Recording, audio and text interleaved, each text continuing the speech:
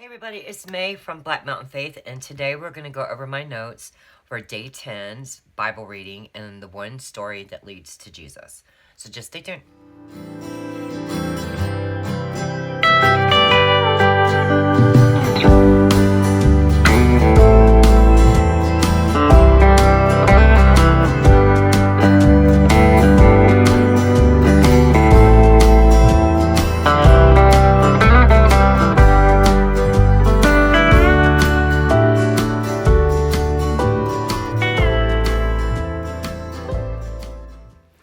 Okay, friends, so let's see. Day 10, I believe, is going to be chapter 32. Let's see. Yep, 32 through 34. Okay, so when we had finished up our last reading, we see that Jacob and Laban, they have separated ways. They've made a promise to each other that, neither one would cross the pillar to do each other harm. And so Jacob continues on his way. And that's where we left off in chapter 31. So now we see that Jacob fears Esau. It said, Jacob went on his way, and the angel of God met him. And when Jacob saw them, he said, "This is God's camp." So he called the name of the place Mahanaim. I can't pronounce it, guys. I'm sorry. So this is pretty interesting. This is the angels that were normally unseen were now made visible to Jacob. So Jacob sees these angels and he says, "This is God's camp. We're going to stay here tonight." So this is really interesting that Jacob is now able to see angels. And it says, "And Jacob sent messengers before him to Esau his brother in the land of Seir, the country of Edom." And we talked about Edom back here. The Edom is always going to refer to Esau because it's basically meaning the color red. And I listed out previously all the reasons why anytime we see Edom, it's talking about him. And where was that anyway? What chapter was that in? It's going to be in chapter 25 with the birth of Esau and Jacob. And remember that he's born red all over. He sold his birthright for red lentil stew. And the Edomites, known for their red sandstone formations in the country of Edom. Okay, so he sends his people ahead of him to go to his brother Esau, instructing them, "Thus you shall say to my lord Esau, thus says your servant Jacob, I have sojourned with Laban and stayed until now. I have oxen, donkeys, flocks, male servants and female servants. I have sent to tell my lord in order that I may find favor in your sight." So I put that angels were now with Jacob the entire time. Now he could see them, and it gave him great encouragement. So he sends his messengers ahead with this message to Esau. And the message that he sends with them to give to Esau, shows several meanings. One, by saying, "Thus says your servant Jacob," he's trying to show humility to Esau. And when he says, "I have donkeys, oxen, flocks, male servants," all this, he's wanting Esau to know that he has wealth and he wasn't coming to take anything from him. Jacob tried to anticipate his brother's thinking and to answer any concerns that Esau might have. Okay, so when they come back, it says, "And the messengers returned to Jacob, saying, We came to your brother Esau, and he is coming to meet you, and there are 400 men with him." So it says, "Then Jacob was greatly afraid and distressed. He divided his people who were with him and the flocks and the herds and the camels into two camps, thinking, if Esau comes into one camp and attacks it, then the camp that is left will escape." So, Jacob had stood up to Laban and his men because he knew he had been in the right. He knew that he had did no wrong against Laban. He had total integrity. He kept his word. He tended 7 years to marry Rachel. Laban deceived him. He ended up marrying Leah. He works the rest of that week. He's allowed to marry Rachel. He works another 7 years to pay the dowry for Rachel. So he's now paid the dowry for Leah and for Rachel. And then continues another 6 years taking the speckled, mottled, brown, and spotted lambs used in sheep. And he works up Laban's flock and he keeps all of his separate. And when he leaves, he doesn't do it in the best way, but he's not did anything against Laban. So he had no worry standing up to him and the men that came with Laban when they hunted him down. But now he's afraid because he knows he's in the wrong with Esau. He knows he deceived him. He knows that when he left, Esau was, plotting to kill him once their father died. He knows he stole his birthright, and he was just basically a total meanie to him. I mean, that's the way it is. And Esau didn't take it well, and he knows, if he's meeting me with 400 men, he's probably here to do me harm. So, it says, just like many Christians, Jacob was hindered by the memory of past sins and shortcomings. But Jacob's fear is wrong here in this situation. And the reason why is because God had just delivered him. And he's at a special camp of angels there to protect him. He'd just seen the angels, and he knows they're there. They're there to protect him. And yet he's still afraid. He's had remarkable divine visitations from the Lord. Back here when we see Jacob's ladder, he sees God in a dream. And he knows full well that the Lord is with him. The Lord is telling him he's going to bless him with this covenant. And so, you see angels, you talk to the Lord in visions and dreams, and, you have arose from your past sins. You really have. You've come a long way. There's really no reason to be afraid. But yet Jacob was, he was wrong because he was afraid. And then it says, and Jacob said, O God of my father Abraham and the God of my father Isaac, O Lord, who said to me, return to your country and to your kindred, that I may do you good.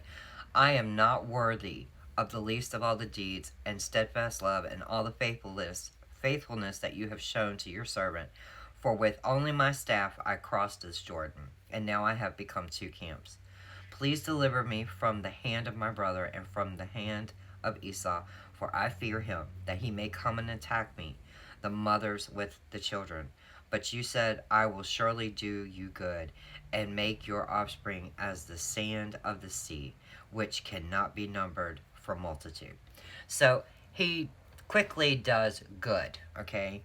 The fear in him was good at this point because it made him go to God in prayer, which is what we all need to do. And he went humbly and full of faith and full of thanksgiving and with God's word. So he repeats God's promises to God as he's praying. He thanks him for everything he has blessed him with.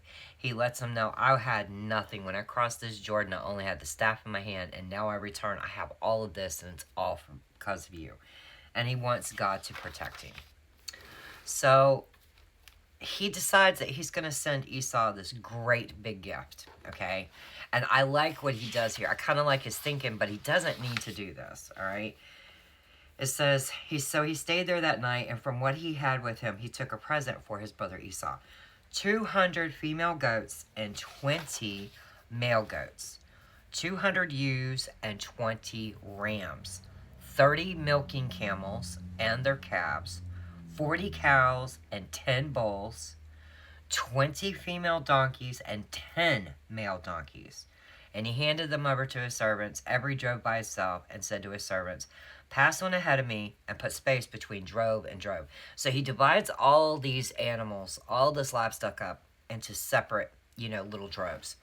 And he tells each one of the people in charge of taking these droves out to Esau, to whom, he says, when Esau, my brother, meets you and asks, to whom do you belong? Where are you going? And whose are these ahead of you? Then you shall say, they belong to your servant Jacob. They are a present sent to my lord Esau. And moreover, he is behind us. He likewise instructed the second and the third, and all who followed the droves. You shall say the same thing to Esau when you find him. And you shall say, moreover, your servant Jacob is behind us.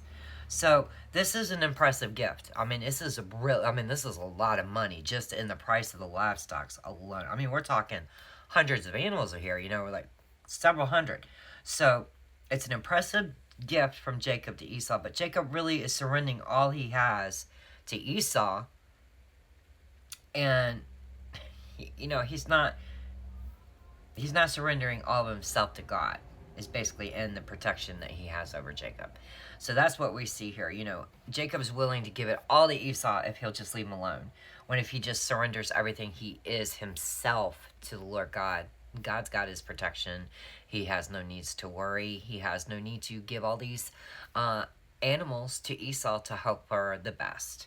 So the next passage here in chapter 32 is Jacob wrestles with God, and he literally does. So it says, a man wrestled with him until the breaking of day. When the man saw that he did not prevail against Jacob, he touched his hip socket, and Jacob's hip was put out of joint as he wrestled with him. Then he said, let me go, for the day is broken. But Jacob said, I will not let you go unless you bless me. And then he said, what is your name? And he said, Jacob.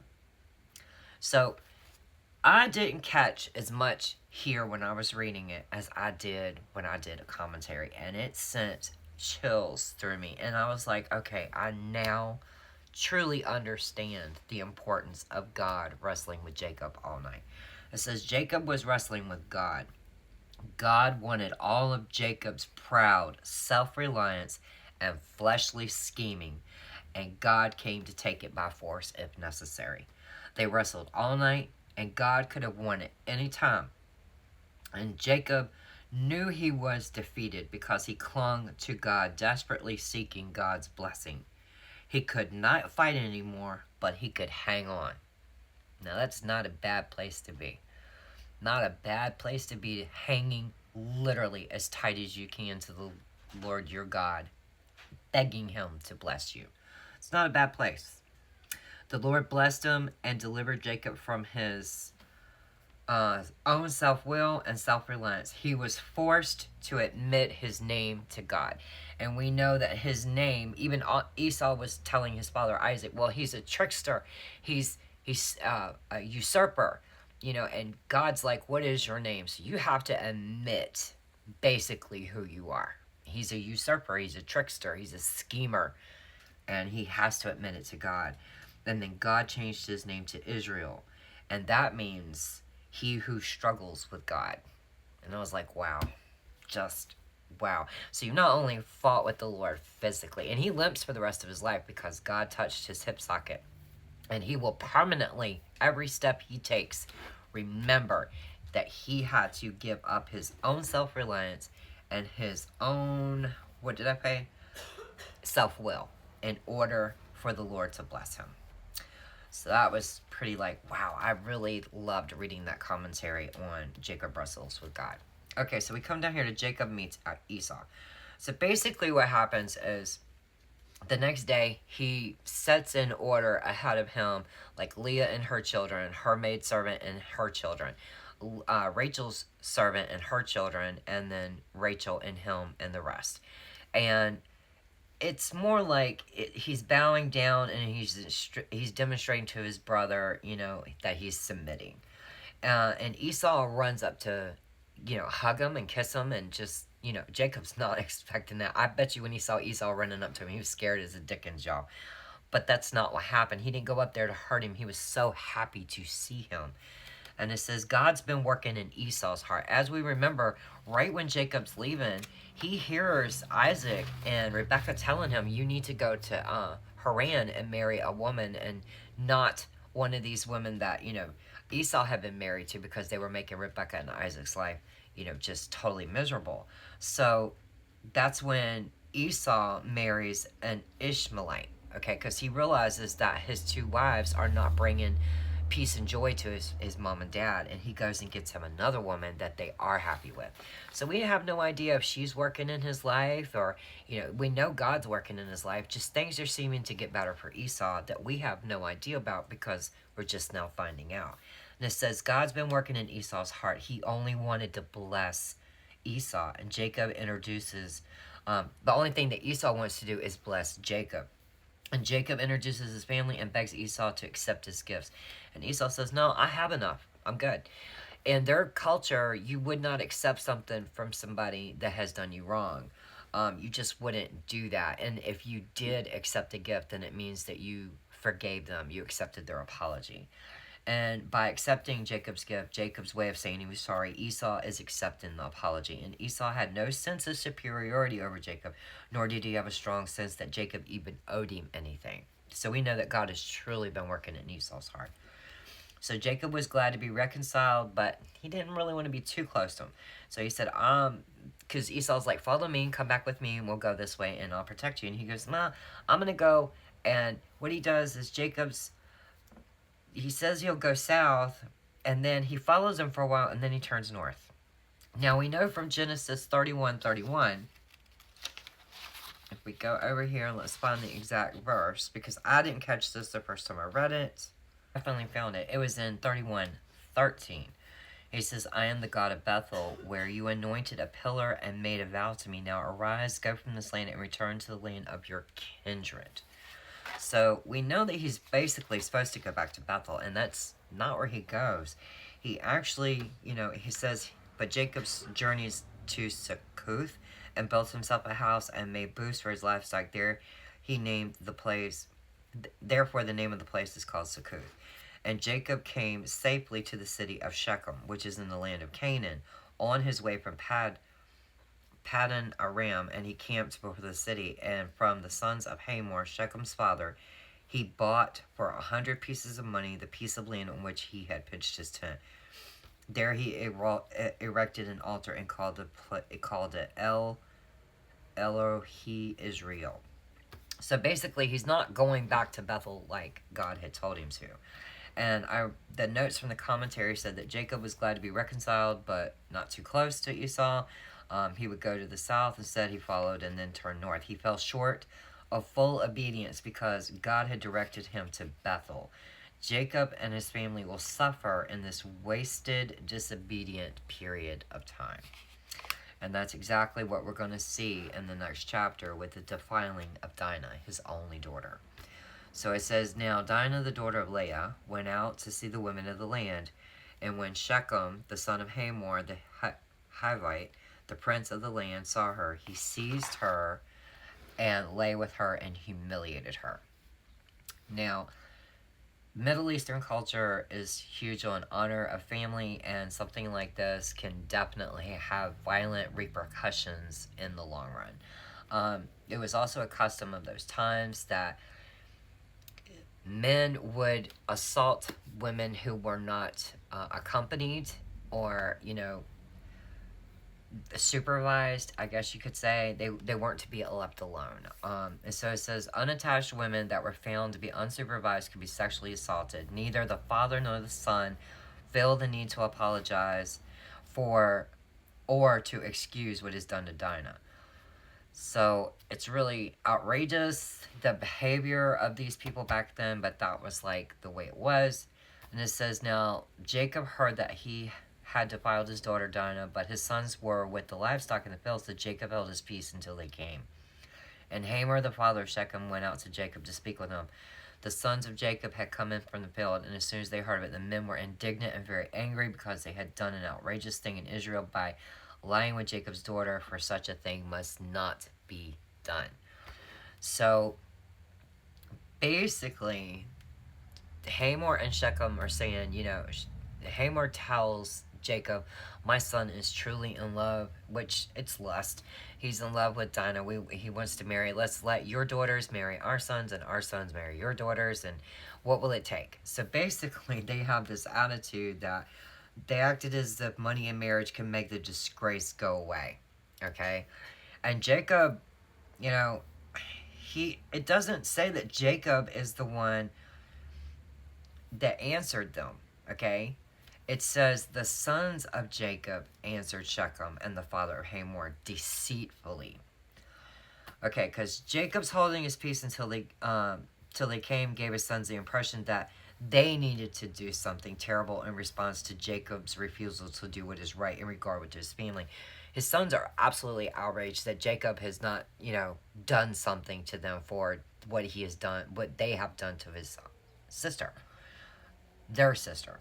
So they feel like it's their place to step up and take care of it because Jacob's not going to do it. So it's a high sense of family honor in Middle Eastern cultures, enough to use violence. But the sons went in an unwise and sinful direction. They really did. Intermarriage with the Canaanites could have proved harmful to an important destiny of this family because they know that their offspring is going to be as numerous as the sand of the sea. This is God's promise and covenant with them, and they can't just be going to intermarrying people without God telling them, what they need to do. So Jacob's sons lied and agreed that if all the men in the city would become circumcised, then, it would be okay. And Simon and Levi planned evil against them because they had treated their sister like a prostitute. Okay, so they're like, they pretty much feel like you treated our sister like a prostitute, so now we're going to get revenge on you. And what they did in all actuality was they used the sign of God's covenant, which is circumcision, as a prostitute for their own violent purposes, okay? Against, what they're going to do to the men of the city.